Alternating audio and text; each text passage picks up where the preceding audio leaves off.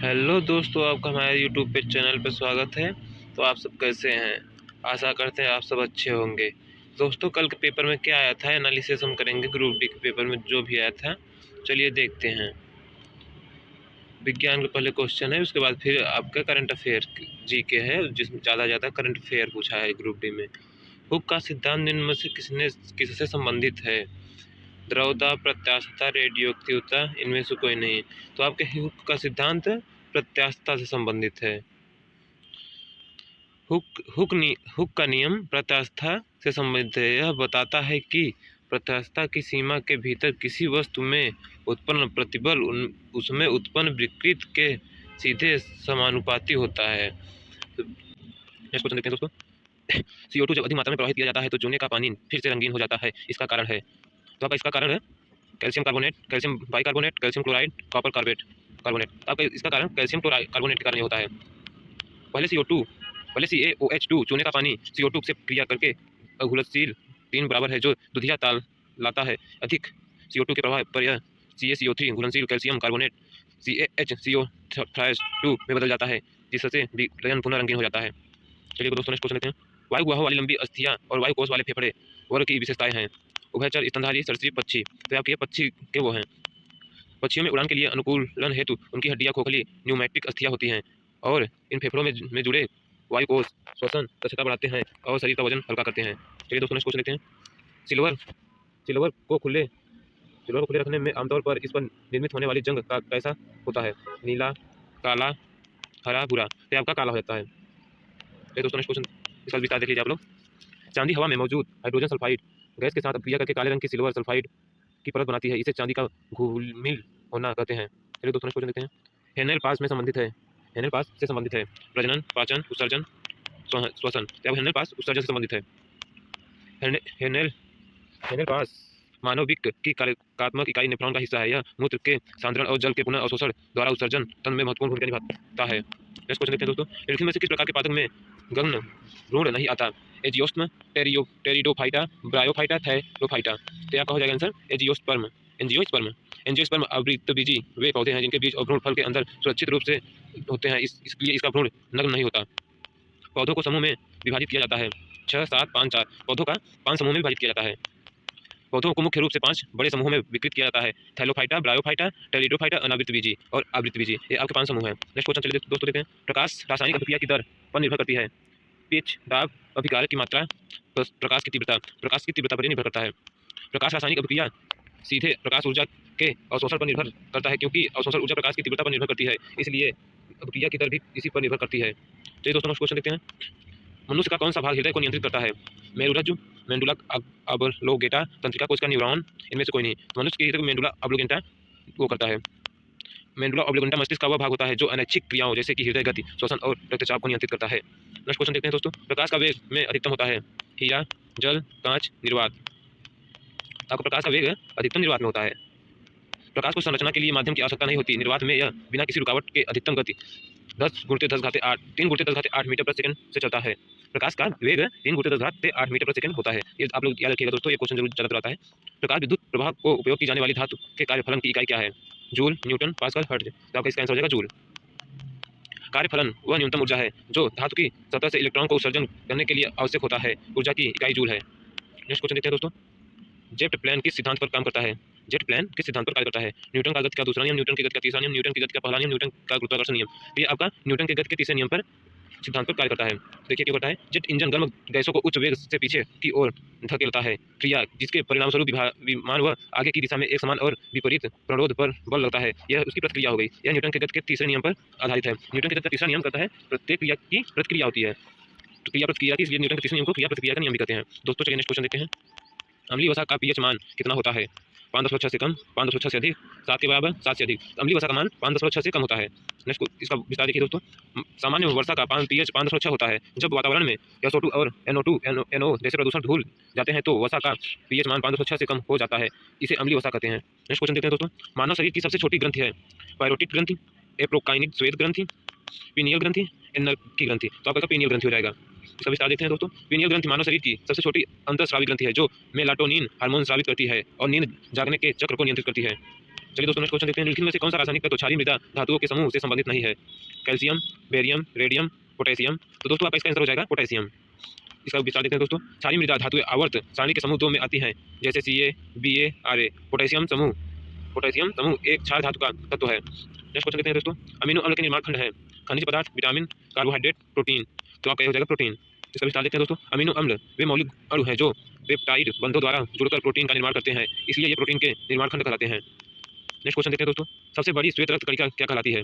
सबसे बड़ी श्वेत रक्त कणिका क्या कहलाती है? Basophil, eosinophil, monocyte, lymphocyte. तो आपका हो जाएगा मोनोसाइट। सबसे बड़ी रक्त कोशिका कहलाती है मोनोसाइट। आकार में सबसे बड़ी श्वेत रक्त कणिकाएं WBC है, जो ऊतकों में मैक्रोफेज बनकर रोगाणुओं को नष्ट करती हैं।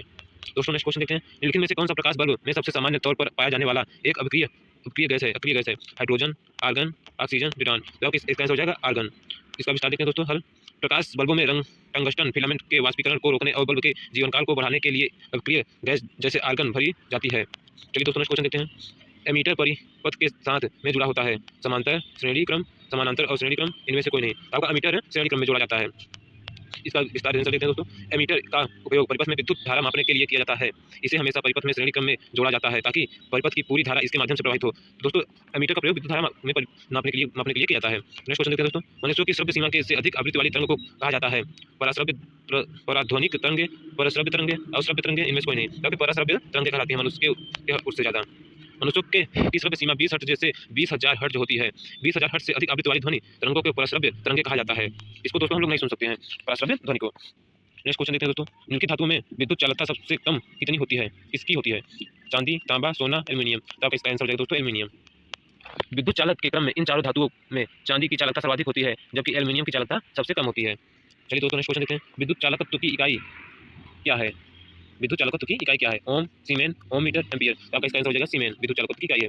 इसका आंसर विस्तार आंसर देखते हैं दोस्तों, विद्युत चालकत्व प्रतिरोध का विक्रम होता है। इसकी एसआई इकाई सीमेन है, जिसे ओम इनवर्स भी कहते हैं। इसको ओम इनवर्स भी कहते हैं दोस्तों सीमेंस को। आप लोग ये याद रखिएगा, कभी कभी सीमेन देगा, कभी कभी ओम इनवर्स देगा ऑप्शन में, तो आप लोग इसे याद रखिएगा। फटे हुए दूध में कौन सा अम्ल उपस्थित होता है? सिट्रिक अम्ल, एसिटिक अम्ल, ग्लाइकोलिक अम्ल, लैक्टिक अम्ल। फटे हुए दूध में भी लैक्टिक अम्ल पाया जाता है दोस्तों। इसका विस्तार देखते हैं दोस्तों, दूध में मौजूद लैक्टोज शर्करा का जीवाणु किण्वन करते हैं, जिससे खट्टा लैक्टिक अम्ल बनता है और दूध फट जाता है। ये दोस्तों नेक्स्ट क्वेश्चन देखते हैं, रक्त की उपस्थिति के कारण लाल रंग का होना क्या कहलाता है? Cytochrome, chlorophyll, haemocyanin, haemoglobin. तो आपका इसका आंसर हो जाएगा दोस्तों हीमोग्लोबिन। इसका विस्तार देखते हैं दोस्तों, रक्त का लाल रंग लाल रक्त कोशिकाओं में मौजूद हीमोग्लोबिन नामक आयरन रक्त प्रोटीन के कारण होता है। चलिए दोस्तों नेक्स्ट क्वेश्चन देखते हैं, वृद्धि हार्मोन किस ग्रंथि द्वारा स्रावित होता है? पीनियल ग्रंथि, पीयूष ग्रंथि, हाइपोथैलेमस ग्रंथि, एंड्रिनल ग्रंथि। तो आपका ये वृद्धि हार्मोन पीयूष ग्रंथि द्वारा स्रावित होता है। इसका विस्तार आंसर देखते हैं दोस्तों, वृद्धि हार्मोन पीयूष ग्रंथि की अग्र पाली द्वारा स्रावित होता है, जो शारीरिक वृद्धि को नियंत्रित करता है। चलिए दोस्तों नेक्स्ट क्वेश्चन देखते हैं, निम्नलिखित में से कौन सा एक पादप हार्मोन है? Insulin, thyroxine, oestrogen, cytokinin. आपका इसका आंसर हो जाएगा दोस्तों साइटोकाइनिन। इसका विस्तार देखते हैं दोस्तों, साइटोकाइनिन एक प्रमुख पादप हार्मोन है जो पौधों में कोशिका विभाजन को बढ़ावा देने का कार्य करता है। नेक्स्ट क्वेश्चन देखते हैं दोस्तों, लार में युक्त पाचक एंजाइम लार एमाइलेज से किसका पाचन शुरू होता है? कार्बोहाइड्रेट, प्रोटीन, वसा, न्यूक्लिक अम्ल। तो आपका इसका आंसर हो जाएगा दोस्तों कार्बोहाइड्रेट। इसका विस्तार देखते हैं दोस्तों, लार में मौजूद लार एमाइलेज या टाइलिन एंजाइम मुंह में भी भोजन में उपस्थित स्टार्च कार्बोहाइड्रेट का पाचन शुरू करते हैं। आपका पाचन मुंह से ही शुरू हो जाता है दोस्तों। जैसे आप लोग भोजन खाते हैं, आपका पाचन मुंह से ही शुरू हो जाता है और आपका कथन पूर्ण पाचन छोटी आंत में हो जाता है। फिर उसके बाद आपका वो बड़ी आंत हो जाता है, फिर उसके बाद वो मल के रूप में बाहर निकल जाता है। नेक्स्ट क्वेश्चन देखते हैं दोस्तों, मानव शरीर में कुल कितनी क्रोमोसोम जोड़ियां होती हैं? 21, 22, 23, 24। तो आपकी ये जोड़ी पूछा है तो इसलिए 23 जोड़ी हो जाएगी, नहीं तो आपकी ये टोटल 46 होती हैं क्रोमोसोम्स और बाकी जोड़ी पूछा है इसलिए 23 जोड़ी हो जाएंगी। इसका विस्तार देखते हैं दोस्तों, मानव शरीर की प्रत्येक कोशिका में क्रोमोसोम्स की कुल संख्या 46 होती है, जो 23 जोड़ों में व्यवस्थित होते हैं। जोड़ों ऑक्टोसोम और एक जोड़ा लिंग क्रोमोसोम्स होता है। तो सेक्स क्रोमोसोम्स दोस्तों इसमें एक जोड़ी होता है। नेक्स्ट क्वेश्चन देखते हैं दोस्तों, पौधों में भोजन का परिवहन कौन सी नलिका करती है? जाइलम, फ्लोएम, कॉर्टेक्स, पत्ती। इसमें आपका दोस्तों फ्लोएम आपका पौधों में भोजन का परिवहन करती है। इसका विस्तार देखते हैं दोस्तों, फ्लोएम वह संवहनी ऊतक है जो पत्तियों में बने भोजन मुख्यतः शर्करा को पौधों के अन्य भागों तक परिवहन करता है। जाइलम जल और खनिजों का परिवहन करता है। तो चलिए दोस्तों अगला क्वेश्चन देखते हैं। अब आपका जी की आ गया दोस्तों, तो अब इसमें ज़्यादा करंट पूछा जी के में। चलिए देखते हैं, पेरिस ओलंपिक 2024 में भारत ने किस टीम को हराकर कांस्य पदक जीता था? Japan, France, Spain. इसका आंसर आपका दोस्तों हो जाएगा जापान। भारतीय पुरुष हॉकी टीम ने पेरिस ओलंपिक 2024 में कांस्य पदक के लिए हुए मैच में जापान को हराकर पदक जीता था। नेक्स्ट क्वेश्चन देखते हैं दोस्तों, पेरिस ओलंपिक में भारत के लिए 7वां व 29वां तथा अंतिम पदक किसने जीता था? अवनी लेखरा, नवदीप सिंह, हरविंदर सिंह, प्रीतिपाल। तो आपका इसका आंसर हो जाएगा दोस्तों हरविंद सिंह। पैरा तीरंदाज हरविंद सिंह ने कांस्य पदक जीतकर पेरिस ओलंपिक 2024 में भारत के लिए 7वां और कुल 29वां अंतिम पद जीता था। आपके हरभजन सिंह जी ने जीता था। नेक्स्ट क्वेश्चन देखते हैं दोस्तों, पुरुष T20 वर्ल्ड कप 2024 का कौन सा संस्करण खेला गया? 7वां, 8वां, 9वां, 5वां? तो आपका इसका आंसर हो जाएगा दोस्तों 9वां। इसका डिटेल देते हैं दोस्तों, वे नटरडियो और यूएसए में आयोजित पुरुष T20 वर्ल्ड कप 2024 इस टूर्नामेंट का 9वां संस्करण था। नेक्स्ट क्वेश्चन देखते हैं दोस्तों, 18वीं इंडियन प्रीमियम लीग 2025 के फाइनल मैच में मैन ऑफ द मैच का खिताब किसने जीता था? विराट कोहली, साई दुर्सन, कुलान पांड्या, सूर्य कुमार यादव? तो आपका साई दर्शन ने किया था। 2025 के आईपीएल 2025 के फाइनल मैच में उनके उत्कृष्ट प्रदर्शन के लिए साई दुर्शन को मैन ऑफ द मैच चुना गया था। नेक्स्ट क्वेश्चन देखते हैं दोस्तों, महिला एशिया कप 2024 की विजेता टीम कौन सी थी? भारत, बांग्लादेश, अफगानिस्तान, श्रीलंका? या आपकी भारत थी। इसका विस्तृत देखते हैं दोस्तों, भारतीय महिला क्रिकेट टीम ने फाइनल मैच में बांग्लादेश को हराकर महिला एशिया कप 2024 का खिताब जीता था। नेक्स्ट क्वेश्चन देखते हैं दोस्तों, 39वां राष्ट्रीय खेल 2027 किस राज्य में आयोजित किया जाएगा? असम, महाराष्ट्र, मेघालय, आंध्र प्रदेश? तो आपका इसका आंसर हो जाएगा दोस्तों मेघालय में 2027 का 29वां राष्ट्रीय खेल आयोजित किया जाएगा। 39वां राष्ट्रीय खेल 2027 का आयोजन मेघालय राज्य में किया जाएगा। नेक्स्ट क्वेश्चन देखते हैं दोस्तों, खो खो विश्व कप 2025 का मैच किस स्टेडियम में खेला गया था? Narendra Modi stadium, Indira Gandhi indoor stadium Nai Delhi, Wankhede indoor stadium Mumbai, M Chinnaswamy stadium Bangalore? आपका इसका आंसर हो जाएगा दोस्तों इंदिरा गांधी इंडोर स्टेडियम नई दिल्ली। चलिए दोस्तों नेक्स्ट क्वेश्चन देखते हैं, फीफा विश्व कप 2026 का आयोजन कहाँ किया जाएगा? फ्रांस, स्पेन और मलेशिया, ऑस्ट्रेलिया, इंग्लैंड और न्यूजीलैंड, यूएसए, कनाडा और मैक्सिको? इनमें से कोई नहीं। तो आपका फीफा विश्व कप 2026 का आयोजन यूएसए, कनाडा और मैक्सिको में किया जाएगा। नेक्स्ट क्वेश्चन देखते हैं दोस्तों, निम्नलिखित में से किस देश ने भारत को हराकर U20 एशिया कप क्रिकेट 2024 जीता था? अफगानिस्तान, श्रीलंका, बांग्लादेश, नेपाल? तो आपका श्रीलंका ने जीता था।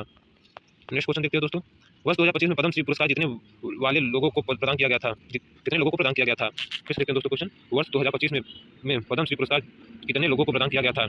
117, 113, 119, 131? आपका इसका आंसर हो जाएगा 131। विस्तृत सावधान देखते हैं दोस्तों, वर्ष 2025 में कुल 131 व्यक्तियों को पद्मश्री पुरस्कार से सम्मानित किया गया था। नेक्स्ट क्वेश्चन देखते हैं दोस्तों, भारतीय film artist imagine a light ने कौन सा अवार्ड जीता? Golden globe award, fair award, राष्ट्रीय film award, grand mix award? तो आपका ग्रैंड मिक्स अवार्ड जीता था।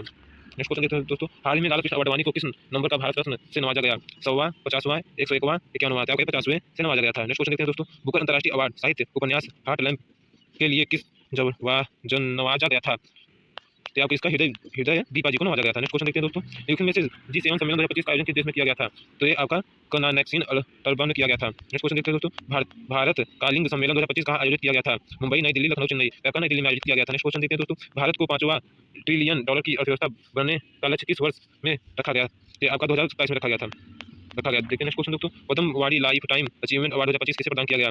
साई पराग जंसन, अपर्णा, विलियम पटेल, राधाकृष्णन सत्याग्रह? ये आपको साई पराग जंसन जी को दिया गया था। नेक्स्ट क्वेश्चन देखते हैं दोस्तों, पुष्कर पुष्प 2025 का आयोजन किस राज्य में किया गया? इलाहाबाद, उत्तर प्रदेश, उत्तराखंड, महाराष्ट्र? तो आपका हो जाएगा उत्तराखंड में आयोजित किया गया। नेक्स्ट क्वेश्चन देखते हैं दोस्तों, आईपीएल 2025 में हैट्रिक लेने वाले एकमात्र खिलाड़ी कौन बने? तो ये आपके बने थे प्रसिद्ध कृष्णा जी बने थे। नेक्स्ट क्वेश्चन देखते हैं दोस्तों, तीसरा महिला प्रीमियर लीग 2025 का फाइनल मैच किस स्टेडियम में खेला गया था? तो ये आपका वानखेड़े स्टेडियम में खेला गया था। नेक्स्ट क्वेश्चन देखते हैं दोस्तों, IIFA international Indian film academy 2025 में सर्वश्रेष्ठ फिल्म कौन बनी थी? या आपका 12वीं फेल बनी थी। नेक्स्ट क्वेश्चन देखते हैं दोस्तों, 57वां ऑस्कर अवार्ड 2025 में सर्वश्रेष्ठ निर्देशक कौन है? तो आपके थे सीन बेकर जी थे। नेक्स्ट क्वेश्चन देखते हैं दोस्तों, 47वीं यूनेस्को सम्मेलन 2025 का आयोजन हुआ था? तो आपका हुआ था बाकू अजरबैजान में हुआ था। दोस्तों आज के लिए इतना ही क्वेश्चन था, आपके पेपर था जो किनका कितना सही जरूर बताइए दोस्तों, आपको कितना सही कितना गलत है, जिनका पेपर था इस दिन। तो आप लोग जुड़े रहिए ऐसे वीडियो देखने के लिए। मिलते हैं नेक्स्ट वीडियो दोस्तों, वीडियो अच्छी लगे तो अपने दोस्तों को शेयर कीजिएगा, चैनल को सब्सक्राइब कीजिएगा, पहली बार हमारे चैनल पर है तो वीडियो को लाइक कीजिएगा। दोस्तों मिलते हैं नेक्स्ट वीडियो में।